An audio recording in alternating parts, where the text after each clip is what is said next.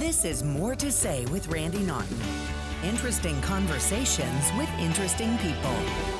And we welcome you into another edition of More to Say with Randy Naughton. It is the podcast where we have interesting conversations with interesting people. And of course, we couldn't do it without our support staff and our sponsors. I'd like to thank Logan Janis, my right-hand man who helps me put it all together from the Mostly Superheroes podcast. You need to check him out at mostlysuperheroes.com. Not just superheroes. They got their finger on the pulse of everything going on in St. Louis. Check them out at mostlysuperheroes.com. TeamJakey.org is a 501c3. They started when they lost a loved one, Jake, to suicide. So the Zeller family decided to do something about it and hopefully do all they can to help and prevent other families from going through this tragedy. So I suggest you take a look at teamjakey.org. It's a great group of people, amazing family, and they've really risen outside of this tragedy and is doing great things in the St. Louis community. And of course, STL Medical Weight Loss, Dr. Joe Molesky, who is helping people find the new you in the new year. Check out stlmedweightloss.com. They can help you and find out if these GLP-1 deals are for you. So our guest today is somebody I knew, I guess, back in the day. He was an intern on the Fox 2 morning show with myself, John Vittert-Born, the whole morning team, and into the daytime. And now you see him pretty much every night with his show on News Nation, 9 p.m. called On Balance. You know his face. Leland Vittert, welcome to the More to Say podcast. How are you? It's been 26 years. It's great. Stop that. It has not been 26 years. No, you're right. You're right. It has not been 26. It's been 25, the summer of 2001. Summer of 2001 is when we kind of roamed the same newsroom together, and you were an intern on the Fox 2 morning show. And, and then I've seen your trajectory as far as your journalistic career.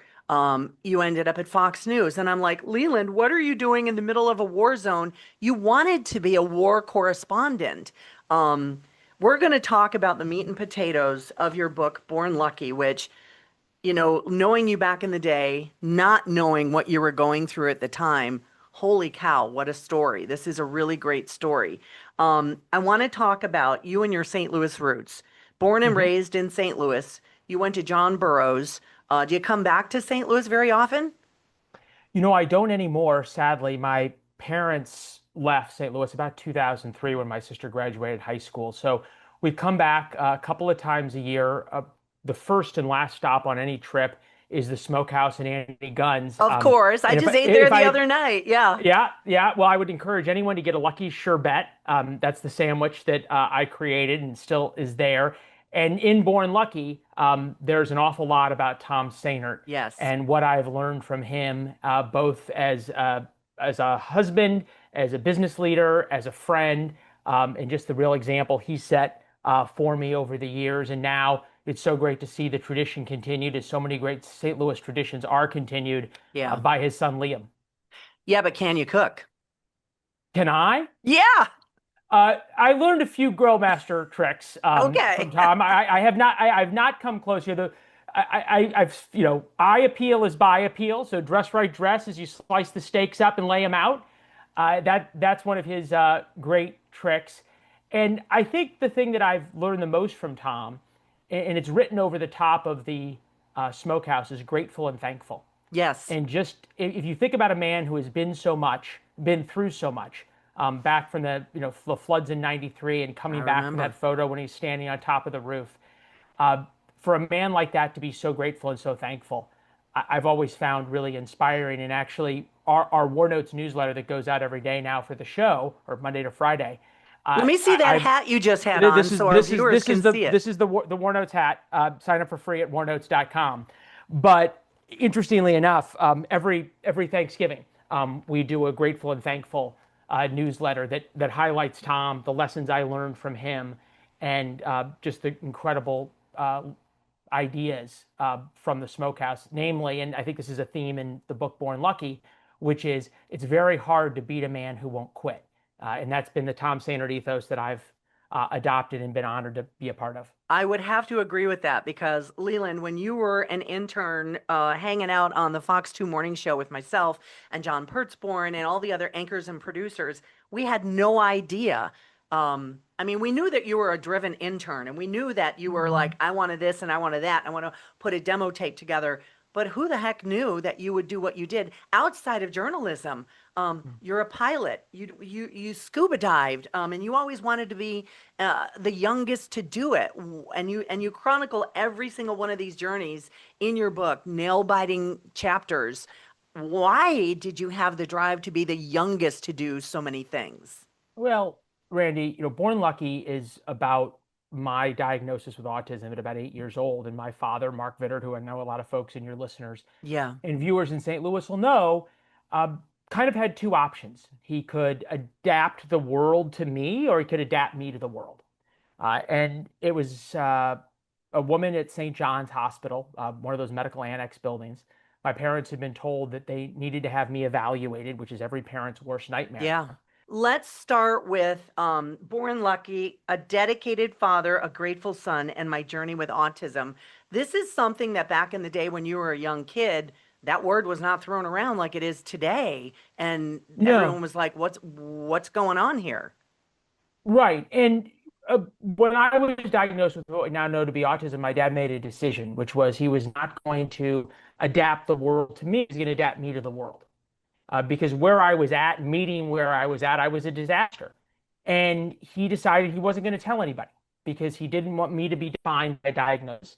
Right. And he didn't want me to live myself by one or define myself by it or use it as an excuse. And I think, Randy, it's worth saying, as somebody who knew me in that kind of weird, awkward stage from when I was a kid to becoming an adult, when I was, I think, 19 or 20, working in the Yeah. KTVI newsroom, that I've heard other people that I've worked with when I was young who said, "Oh boy, this explains so much."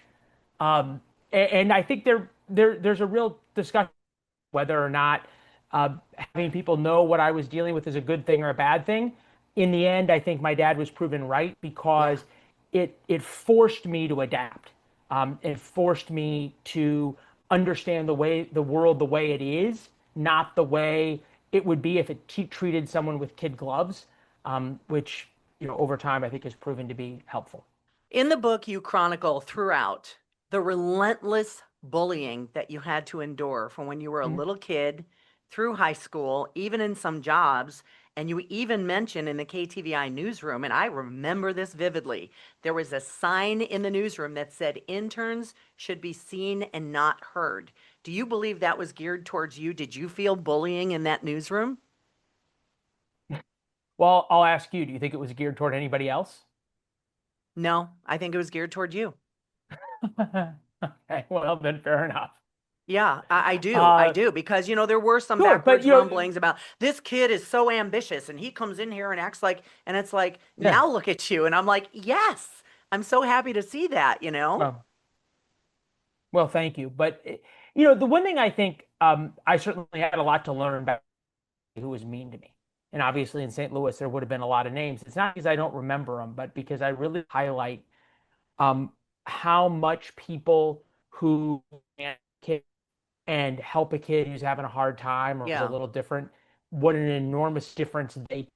And that is really part of this Born Lucky now, since the book was published, from hundreds, if not thousands, of families who've talked about how they don't feel alone anymore, and they now feel like there's hope that this fight against the world that so many parents feel like they're in is one that has a chance, that they have a chance. And Yeah.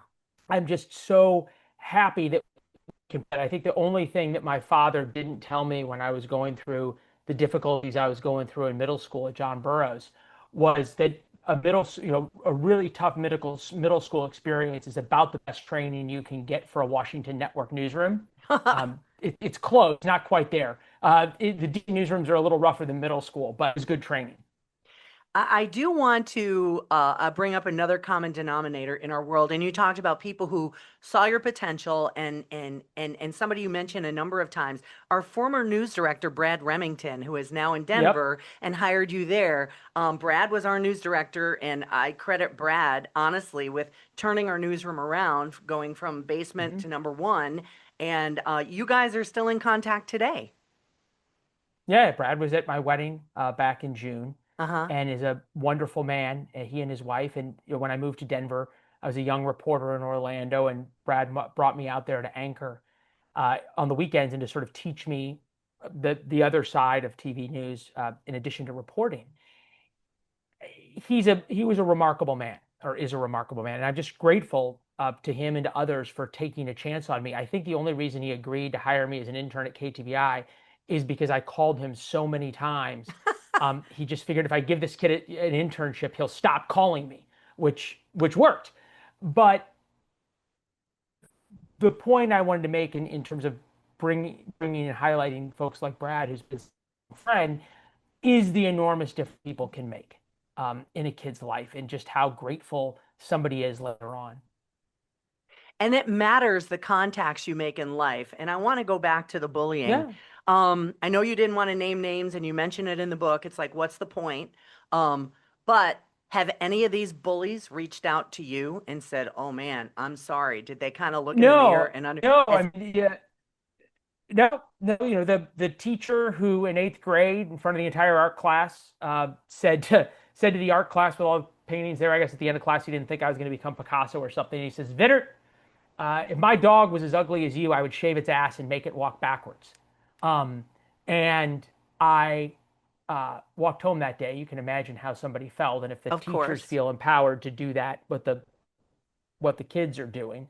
The principal who called my parents in the second week of school of 7th grade, I'd been through 4 or 5 schools, this was the second week of my new school, and said, everybody at this school thinks Lucky is really weird. And frankly, I do too. So haven't heard from either of those folks, and that's fine. That's not what the book was about, Randy. And I just go back to, you know, a lot of wonderful things of writing this. I think just because people are looking for a story of hope and looking for the proof of what parental love can do, and people don't tell parents how much power. Now you're hearing from us over here on the podcast, Mostly Superheroes. I'm your host, Logan Janis. Arena Andy, Scotty Scoop, Sam the Sleeper. And we're bringing you all the things in St. Louis and beyond, from events and interviews, sports and movies, comics and games, to community and news. All the things that you need to stay informed, have a little fun. It's all happening at mostlysuperheroes.com, and we'll see you there. Hi, everyone. It's Randy Naughton from the More to Say podcast. Thank you very much for supporting our podcast over the tons of episodes we've done so far. Somebody I want to shout out specifically to is an organization called Team Jakey. They are one of the sponsors of the More to Say podcast, and I couldn't be more grateful to be partnering with them. What is Team Jakey? Well, this family, the Zeller family, knows all too well what it's like to lose somebody to suicide. So that happened to them. Their beloved Jake took his own life. And what they want to do, they've set out on a quest to end the stigma of mental illness. So Team Jakey puts together all these amazing community events year round to help raise the awareness and prevent suicide and end the stigma of mental illness. So we would love it if you followed them on Facebook, Team Jakey and the Stigma. And of course, thank you for supporting the More to Say podcast as well. Team Jakey is one of our partners, and we are so happy to have them on board. Thank you very much, and we'll see you on the podcast. Hi, Randy Naughton here, along with Dr. Joseph Molesky, to tell you about St. Louis Medical Weight Loss. You heard about those weight loss shots? Well, I battle high blood pressure, cholesterol, and prediabetes, so I decided to invest in my health. Visit stlmedweightloss.com or give us a call.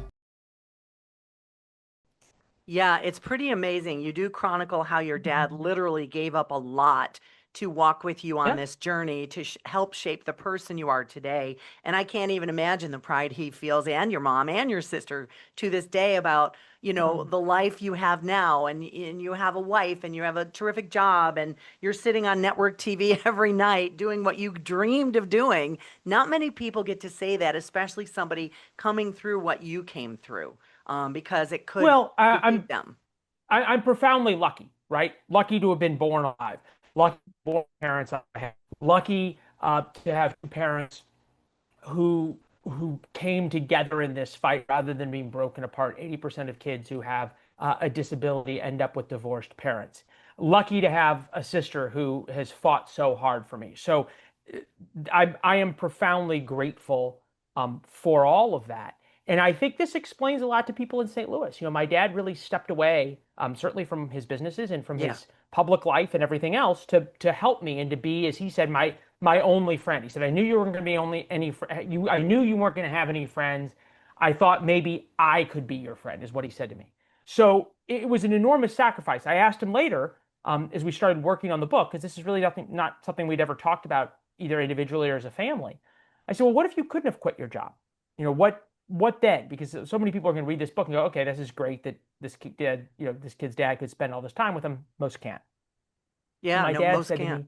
to me, he said, I would have worked the night shift because I knew that your only hope, your only chance was for me to be there when you got up before school and to be there when you got home after Standing school. in the That was driveway what waiting for would you. give you a chance. Exactly. I love that. I love that. Your dad is a fine example of a father's love for his child and the dedication it takes. And, we as parents, many of us are like, yes, I'd do anything for my child. Could they do what your dad had done? I don't know. We don't know. There are two quotes from this book, which I marked when I read it. And I just thought they were just really profound and they stuck with me. The first one was, here it is on page 186, forcing the uncomfortable yields enormous gains. I think that sums you up. Well, look, the one thing that my dad did that I think really changed my life among many, but the overarching theme was that it is very common for parents, and I'm not a parent, but I understand this, to want to take adversity away from their kids, right? Yeah. Kids having a hard time, let me take the adversity away. Versus, kids having a hard time with math, maybe he doesn't need to have the same math class as everybody else. Kid has a hard time taking a test, maybe he needs more time on the test. What my dad said was that the world doesn't change its standards. So rather than take the adversity away, I am going to hold his hand through the adversity, right? Rather than tell the principals and the school, look, he's got autism and all these issues, you need to protect him. My dad said, I'm going to be there every night and listen to his hurt and take the emotional cruelty and isolation that he's experienced on myself every night and sit there and go through that with him. And I found out as we were writing the book, not from my dad, but from my mom, when we interviewed my mom, that oftentimes late at night after I had gone to bed, my mom would find my dad downstairs in our house in the living room by himself, just crying himself. Yeah. So that walking through adversity with a child is remarkable because it teaches a kid, anybody, but especially a kid, that they can do hard things. And it is the most wonderful gift, I think, that any parent can give. You are so right. And another quote you have basically sums that up. You don't have to be defined by a diagnosis. I think that sums you up perfectly. You get to decide who you are. Mm-hmm. And that's one thing about you when you were even a young person, super young. I want to do this. I want to fly solo. I want to be the youngest person to fly across the ocean. I want to go scuba diving. I want to do all these things. Do you do either of those things? And now it's like, I want to golf. What do you still do? No. I don't fly. I don't scuba dive anymore. Flying is one of those things that if you don't do it all the time, you better not do it at all. And Yeah. Scuba diving, in the book, I almost lost my dad scuba diving. So Yeah. called that quits. Golfing is a little bit safer of a sport. So still do that. But I think Randy, what that came down to was setting goals, articulable, achievable goals. When my dad started that off when I was a little boy at 5 or 6 years old, he knew I wasn't going to be good at school because of the learning disabilities. He knew I wasn't going to be good at sports. He knew I wasn't going to have friends. So he said, all right, what can you be good at? You can be good at push-ups. So 500 push-ups a day or 200 push-ups a day, 5 days a week. For 2 or 3 months, and you get some kind of prize. You get a trip with your mom or something like that. But it was a way of teaching me that hard work yielded results. And that's sort of been my lifelong mantra. And I think about my time at KTVI. I remember somebody there mentioned to me one time, hey kid, you might be good enough to make it to the network someday. And this was 2001, and I think that might have been me. Matt Lauer and Tom Brokaw and Peter Jennings. Okay, well I'll give you the credit. Sure. And I thought to myself, wow, that's cool. What's the youngest anybody's ever made it to the network? So I spent an hour Googling. This is before AI, so you couldn't ask ChatGPT this question. Right. And found out it was 30. And my goal became, make it to the network by the time you're 30.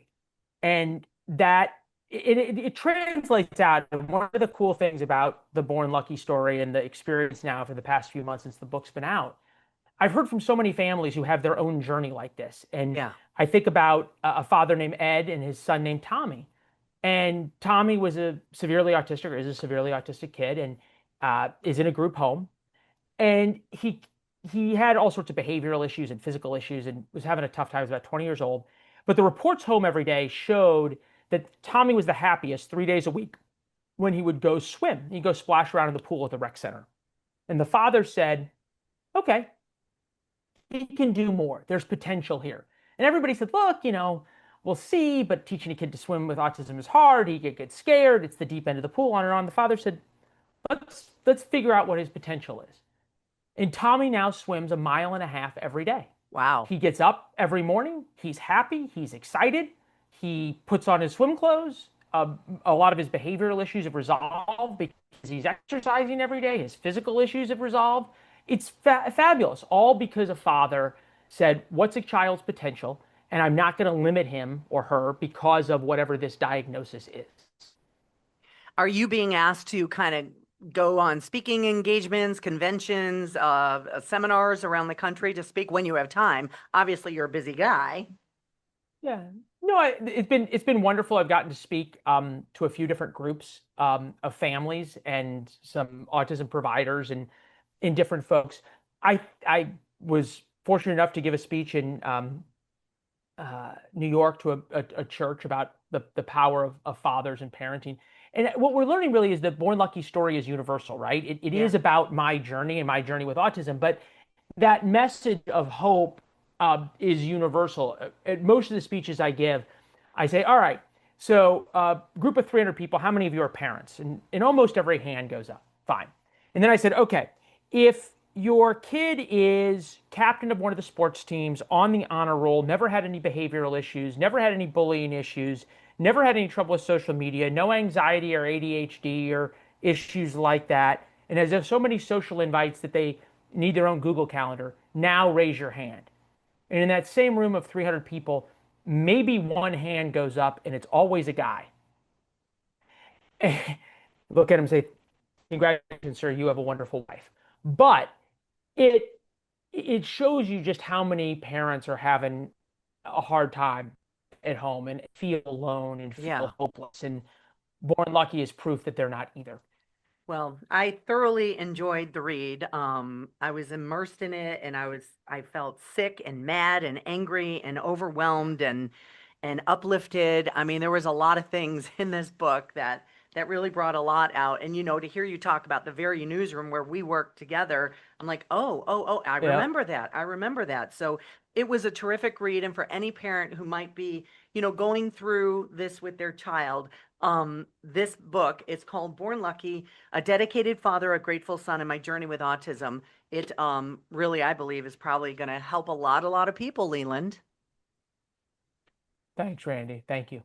Now, and I know you got to run because you have a meeting, but we do want to let everybody know that you are on TV every darn night now. Look at you. Another goal that you got, On Balance with News Nation. Tell us about that show. It basically talks about the why of the day's news. Look, by 8 o'clock, 8 o'clock Central in St. Louis, 9 o'clock Eastern, the world sort of knows what the news is. And what we've found is that right now is polarized left and right, and there's the viewpoint really I learned growing up in St. Louis is strong, and that's how we tend to look at the issues of the day in that right versus wrong lens, and show people not what's happening through a political lens or take a partisan side, but to show them why it's happening. Yeah. And I love that because the world is so divisive in so many ways. With news has come a long way since you and I worked together way back when. And, you're right. Yep. Two sides of the aisle. Where can we find a balanced perspective on news anymore? Somewhere that's not partisan. And one thing I think I pride myself on in my 40 years in journalism was that you could watch me on TV every morning and you would never know what side of the political, religious, or social aisle I'm on. And I prided myself on that. And Kind of wish more people would do that, but that's just not the way of the world today, is it? Not anymore. Not anymore. Leland Vittert, we will see you on TV, News Nation, every night, 8 p.m. in St. Louis. I thank you for your time. And again, the book is called Born Lucky, A Dedicated Father, A Grateful Son, and My Journey with Autism. It is available everywhere, and it's a darn good read. Leland, see ya. Thanks, Randy. All right. Until next time, everybody. And our thanks to all of our sponsors, of course, Mostly Superheroes, TeamJakey.org, and STL Medical Weight Loss. We thank you so much for joining us. Please follow on all social media. We would love it if you do so. Subscribe, all that good stuff. Until next time. This has been More to Say with Randy Naughton. Interesting conversations with interesting people. Be sure to like or subscribe wherever you get your podcasts.